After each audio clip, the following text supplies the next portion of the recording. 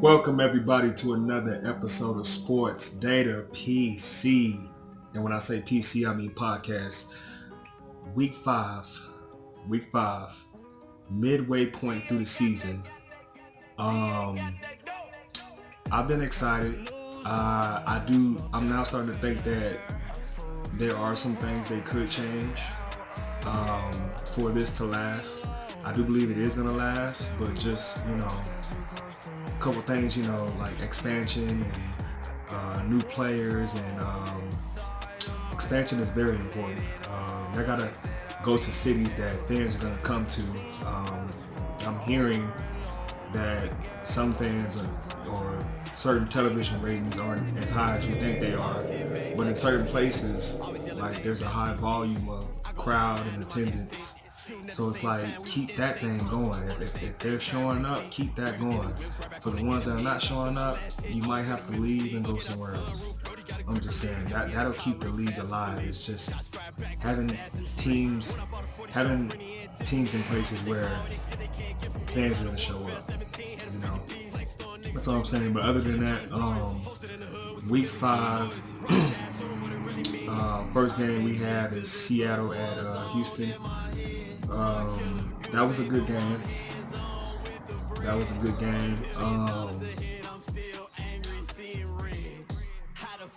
PJ Walker is just playing out of his mind. Yes, he is the front runner for MVP. You got to keep him in the league. He's very exciting. Let's see, BJ Daniels started this game. 14-22, 64% completion rating, 114, no touchdowns, no interceptions. You gotta score some points, man. PJ Walker was 27 for 38, 71%, 351, 3 touchdowns, and 2 interceptions.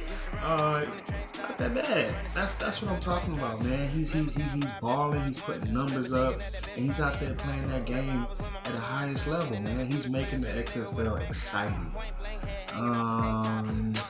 They had a running back by committee. Trey Williams had 7 attempts, 28 yards. BJ Daniels had 10 attempts, 30 yards. Kenneth Farrell had 10 attempts, 30 yards. 3 touchdowns between the rushing game apiece.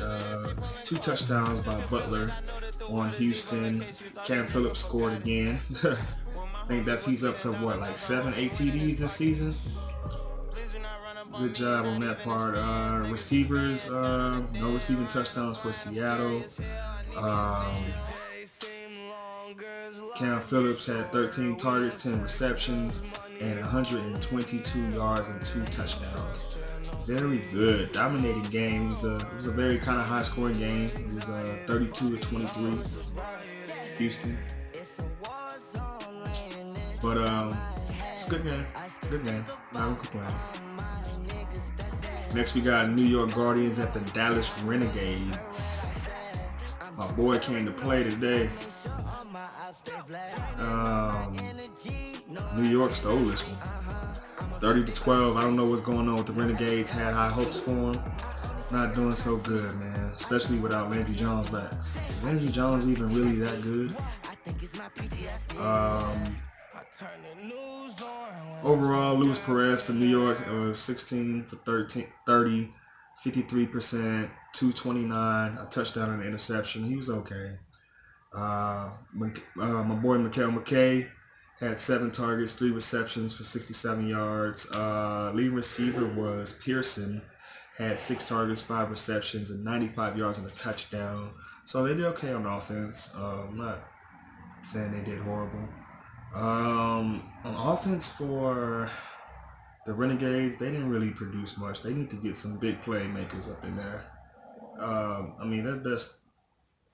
They spread the ball around, but 12 points, man. They gotta do better than that. They gotta do better than that. So it really wasn't much. The only bright spot I can see is maybe Maggio at receiver had 9 targets, 7 receptions, 46 yards. No touchdowns though from the receivers. Like, come on, y'all. Y'all need to come on. But yeah, not too bad, man.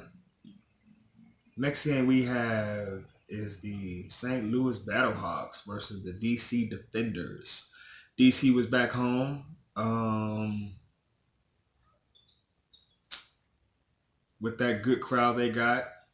This game was 15-6, DC Defenders.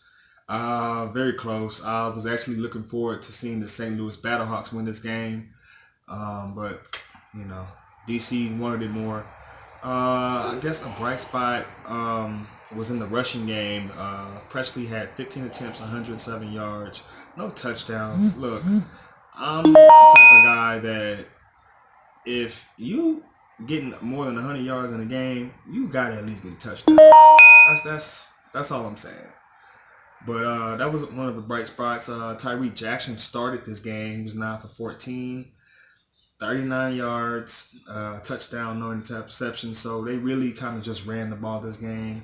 Wasn't too much explosiveness in this game.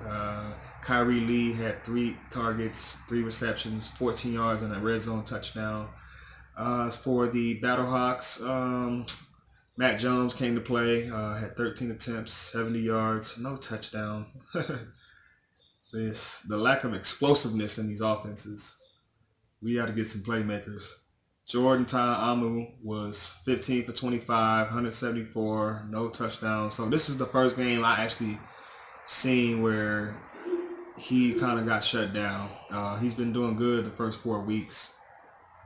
And Washington had 8 targets, 5 receptions, 114 yards. Again, no touchdowns. So, you know, not much offense from the Battlehawks. Again, we'll see what's up with them next week. Just stumbled. Have to travel out away. Next game we have is the Tampa Bay Vipers and the Los Angeles Wildcats. This was a high-scoring game. It was 41-34 Wildcats. It was a good, exciting game to watch.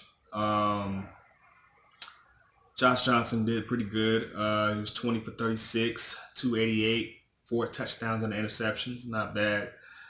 Cornelius for the Vikings was 22 for 34, had 300 yards, 2 touchdowns, 2 interceptions. So, like I said, this game had a lot of game-breaking plays, or a lot of playmakers, as I must say. Jared Tolliver had 7 targets, 4 receptions, 95 yards, and a touchdown. Jordan Smallwood for the Wildcats had 6 targets, 4 receptions, 54 yards, no touchdowns. I guess 3 receivers, McBride, Blacknall, and Barnes had a touchdown apiece. So they slung that ball out there today. That's what they were doing. As far as rushing goes, Patrick had 7 for 23. Smith was 24 for 69. 24 attempts, man. That's a lot of attempts. As the rushing for the Wildcats, not much. Their leading rusher was Josh Johnson, the quarterback, and he had 19 yards. So, but it was 41-34. So this was a high-scoring game. A lot of plays was being made. Next week, though, let's see who we got next week.